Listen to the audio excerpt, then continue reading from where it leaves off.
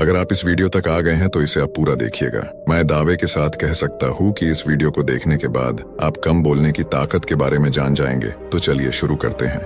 एक बार की बात है, एक गांव में एक युवक रहता था जिसका नाम रामू था। रामू न चाहते हुए भी बहुत बोलता था। उसके बोलने से सभी परेशान रहते थे।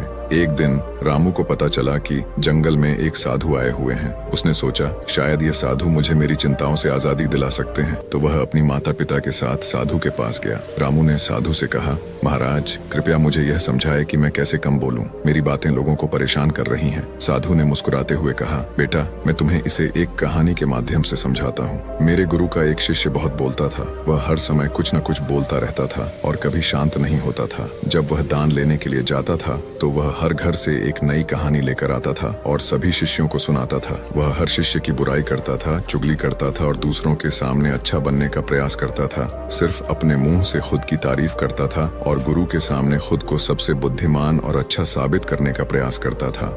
वह खुद को सभी शिष्यों से अलग और श्रेष्ठ मानता था। उसका कहना था कि मैं एक अमीर घर का बालक, अगर मैं चाहता तो एक आरामदायक और सुविधाओं से भरा जीवन जी सकता था, लेकिन मैं वह सब छोड़कर यहाँ आ गया क्योंकि मुझे खोज करना है, खुद को जानना है, जीवन को जानना है। एक दिन गुरु सभी शिष्यों को बोले कि अगले 1 महीने के लिए कोई ना कोई संकल्प लेना होगा। इससे आपकी संकल्प शक्ति मजबूत होगी और आप में आत्मशक्ति का संचार होगा। आप सभी अपने सामर्थ्य के अनुसार कोई भी संकल्प ले सकते हैं। यदि आप में से किसी का भी लक्ष्य 1 महीने पहले टूट जाएगा तो वह पुरानी दिनचर्या में वापस आ सकता है। सभी शिष्यों ने अपनी शक्ति के अनुसार अपना अपना निर्णय लिया और गुरु को बताकर चले गए। लेकिन एक शिष्य जो खुद को अलग दिखाना चाहता था, सीधे गुरु की कुटिया में पहुंच गया और कहा कि मुझे कुछ कठिन संकल्प दीजिए। आप जो भी निर्णय देंगे उसे मैं जरूर पूरा करूंगा। गुरु ने कहा कि ठीक है, लेकिन अगले 1 महीने तक तुमको चुप रहना होगा।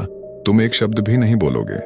शिष्य ने कहा कि यह भी कोई संकल्प है मेरे को, इसे भी ज्यादा कठिन संकल्प दीजिए। गुरु ने कहा, पहले तुम ये करके दिखाओ। शिष्य ने गुरु की बात मान ली और वह उसी समय चुप हो गया और पलटकर कुटिया से बाहर चला गया। उसे चुप रहना बहुत आसान लग रहा था। उसने एक दिन तो जैसे तैसे चुप रहकर काट लिया, लेकिन दूसरे दिन से उसके मन में ना बोलने से अजीब लगने लगा और तीसरे दिन उसे भारीपन महसूस होने लगा और चौथे दिन उसके अंदर एक अजीब सी बेचैनी होने लगी, क्योंकि आसपास आश्रम के सभी शिष्य एक दूसरे से बातें कर रहे थे। वह भी अपना पक्ष उनके सामने रखना चाहता था, लेकिन उसका संकल्प उसके सामने आ रहा था, इसीलिए वह पूरे दिन सिर्फ आंखें बनाता। इसी तरीके से कुछ दिन और बीते और वह शिष्य बीमार पड़ गया। उसका सिर फटा जा रहा था। उसका खाने पीने तक का मन नहीं था, वह सिर्फ बोलना चाहता था।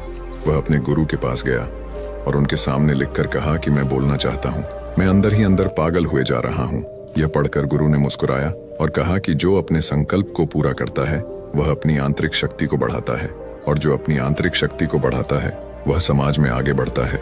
संकल्प का लेना भी तुम्हारे हाथ में था और इसे तोड़ना भी तुम्हारे हाथ में है। तुम्हारे बहुत से भाई अपने संकल्प को तोड़कर अपनी पुरानी दिनचर्या पर वापस आ चुके हैं। अगर तुमसे नहीं हो पा रहा तो तुम भी संकल्प तोड़कर अपनी पुरानी दिनचर्या पर वापस जा सकते हो। लेकिन याद रहे, अगर आज तुम इस छोटे से संकल्प को नहीं संभाल पा रहे हो तो तुम अपनी बाकी की पूरी जिंदगी को कैसे संभाल सकोगे। बाकी तुम जानो, फैसला तुम्हारे हाथों में है। गुरु की यह बात उस शिष्य के दिल में चोट कर गई। वो बिना कुछ बोले वहां से वापस चला गया और खुद को कुटिया में बंद कर लिया। वह केवल अपने जरूरी कामों के लिए ही कुटिया से बाहर निकलता, बाकी सारे समय कुटिया के अंदर ही बैठा रहता। 15 दिन बीत चुके थे और आश्रम के लगभग सभी शिष्यों का संकल्प अब तक टूट चुका था, लेकिन उसका संकल्प अभी भी जारी था। संकल्प लेने के बाद से अब तक उसने एक शब्द भी नहीं बोला। सारा आश्रम हैरान था। 15 दिन बीतने के बाद वह दोबारा अपने गुरु के पास गया और लिखकर बताया कि गुरुदेव, मैं बाहर से तो चुप हूँ, लेकिन मेरे भीतर बहुत सी आवाजें हैं, बहुत सी चीख पुकार और शिकायतें हैं। मैं अंदर ही अंदर बात करता रहता हूँ। मेरा मन तरह तरह के प्रश्न पूछता है। मैं बाहर से जितना शांत हूँ, भीतर से उतना ही शोर शराबे से भरा हुआ हूँ। क्या इस तरह से मेरा संकल्प अभी भी जारी है? गुरु ने कहा, हाँ, तुम्हारा संकल्प अभी भी जारी है, लेकिन जब तक लोगों की ये आवाजें तुम्हारे कानों में आ रही हैं, तब तक तुम्हारा मन बोलता रहेगा, क्योंकि इसे तो आदत है। तुम भले ही बाहर से चुप रहो, लेकिन तुम अंदर ही अंदर बोलते रहोगे। तुम्हें इन बातों से, इन आवाजों से दूर जाना चाहिए। शिष्य गुरु को प्रणाम कर वहां से चला जाता है और सुबह होते ही अपनी कुटिया छोड़कर जंगल की तरफ चला जाता है। कई दिन बीत जाते हैं, संकल्प का समय भी पूरा हो जाता है, लेकिन शिष्य लौटकर नहीं आया। आश्रम में सभी को डर था कि कहीं जंगली जानवर ने उसे खा न लिया हो। इस बीच उसे ढूंढने की बहुत कोशिश की गई, लेकिन वह कहीं नहीं मिला। गुरु ने कहा, हो सकता है कि जानवरों ने उसे अपना शिकार बना लिया हो, लेकिन उसके न लौटने की एक दूसरी वजह भी हो सकती है। शायद उसे वह मिल गया है जिसके लिए वह गया था। फिर शिष्य ने पूछा, गुरुदेव, क्या ज्यादा बोलना इतना हानिकारक होता है? गुरु ने कहा, इंसान के जीवन के बहुत सारे दुखों में से एक दुख यह भी है कि वह कभी चुप नहीं रह सकता, हमेशा कुछ न कुछ बोलता ही रहता है। सिर्फ हमारे बोलने के कारण हमारे आधे से ज्यादा दुख पैदा होते हैं। हम में से कोई भी चुप नहीं रहना चाहता, हम बस सामने वाले को सुना देना चाहते हैं। जो भी हमारे मन में है सब निकाल कर उसके मन में बैठा देना चाहते हैं। उसे समझा देना चाहते हैं कि देख, तू गलत है और मैं सही। इस तरीके से सुनने और सुनाने का ये काम जिंदगी भर चलता रहता है, लेकिन इस नासमझी में हम अपना समय, अपना जीवन, अपनी समझ और सबसे महत्वपूर्ण कीमती पल जो जिए जा सकते हैं, जो अनुभव किया जा सकता है, यह सब खो देते हैं। लेकिन इसके बदले हमें मिलता क्या है? कुछ नहीं, सब व्यर्थ और बर्बाद हो जाता है। इतना कहते ही सभी शिष्य लोग समझ जाते हैं और अपने अपने कुटिया में चले जाते। उस शिष्य को आश्रम छोड़े 4 महीने हो चुका था। फिर एक दिन वह शिष्य आश्रम आता है। सभी शिष्य उसको देखकर हैरान थे, क्योंकि उसके अंदर एक गजब का बदलाव महसूस किया जा सकता था। उसके चेहरे पर एक गजब का ठहराव और आंखों में शांति थी। आश्रम में आते ही सभी शिष्यों ने उसे चारों तरफ से घेर लिया और बातें करने लग गए। वह भी उन सब से बातें करने लगा। उससे बात करने वाले सभी ने यहाँ अनुभव किया कि अब वह पहले जैसा बहुत बोलने और चुगली करने वाला नहीं रहा। उसके मुंह से एक एक शब्द बहुत ही सुलझे हुए और मधुरता के साथ निकल रहे थे। थोड़ी देर तक शिष्यों से बात करने के बाद वह सीधा गुरु की तरफ चला गया। उसने गुरु के चरण छुए और कहा, गुरुदेव, क्या मैं अभी मौन हूँ? उस समय मैं मुंह से तो चुप था, लेकिन मेरे अंदर बहुत सी आवाजें थीं। मन में बहुत से प्रश्न थे और वह बंद नहीं हो रहे थे। तो मैं जंगल में चला गया इस उम्मीद से कि वहां मुझे शांति मिलेगी और मेरे मन की बकबक कम हो जाएगी। लेकिन मैं जितना जाता गया, मेरे अंदर की आवाज उतनी ही तेज होती गई। मेरे भीतर की पुरानी से पुरानी आवाज मुझे सुनाई देने लगी। तब जाकर मैंने महसूस किया कि मैं कितना गलत कर रहा था। काफी दिनों तक ये आवाजें, ये शिकायतें मेरे अंदर चलती रहीं, लेकिन धीरे धीरे करके एक दिन ये सारी आवाजें मेरे अंदर से समाप्त हो गईं। अब मैं भीतर से भी मौन हो गया। उस घने जंगल में बाहर से भी कोई बोलने वाला नहीं था और भीतर कोई आवाज बची ही नहीं थी। और मैं उस दिन पहली बार मौन के ताकत को समझा। मेरे चारों तरफ बहुत शांति थी। हालांकि अभी भी कुछ आवाजें आ रही थीं जो पहले भी आती थीं, लेकिन मैं उन्हें सुन नहीं पाता था। लेकिन अब वह सभी आवाजें मुझे स्पष्ट रूप से सुनाई दे रही थीं।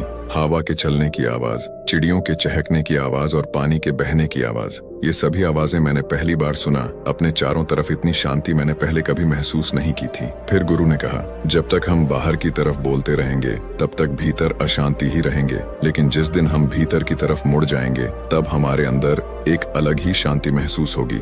दुनिया में जितनी भी बुराइयां हैं वो हमारे ज्यादा बोलने से ही उत्पन्न होती हैं, क्योंकि हम चुप रहना नहीं चाहते हैं। जितनी हमें जरूरत है उससे ज्यादा ही बोलते हैं। सामने वाला क्या कह रहा है यह हम नहीं सुनना चाहते, बल्कि उसकी बोलती बंद कर देना के लिए उसे समझा देना चाहते हैं कि मैं कौन हूँ, मैं क्या कर सकता हूँ, मेरे पास कितना धन है। गुरु कहते हैं कि जो लोग किसी का सुनने की बजाय सिर्फ अपना सुनाने में रहते, ऐसे लोगों का जीवन दुखों से भर जाता है। लोग सोचते हैं कि अगर हम चुप रहेंगे तो आगे वाला हमको मंद बुद्धि समझेगा। आपको समझना चाहिए कि असल में सभी लड़ाइयों का कारण हमारा बोलना ही है। इसलिए हमें सिर्फ उतना ही बोलना चाहिए जितना जरूरी हो, क्योंकि व्यर्थ का बोलना ऊर्जा को नष्ट करना है और यह बोलना ही हमें कभी अपने भीतर की ओर लौटने नहीं देता। इसलिए अगर हम आप आज से ही बोलना कम कर दें और अंदर की आवाज को सुनना चालू कर दें, तो कुछ दिन बाद आप देखेंगे कि आपके सोचने, समझने और याद रखने की शक्ति बढ़ गई। आपके अंदर एक अलग ही शांति और ठहराव महसूस होगा। दोस्तों, इस कहानी की यही सीख है कि व्यर्थ का बोलना ऊर्जा को नष्ट करना है। मुझे उम्मीद है कि आपको यह कहानी पसंद आई होगी और काफी कुछ सीखने को मिला होगा। कहानी के बारे में अपने विचार आप नीचे कमेंट बॉक्स में कमेंट करके बता सकते हैं और चैनल को सब्सक्राइब और लाइक जरूर कीजिएगा।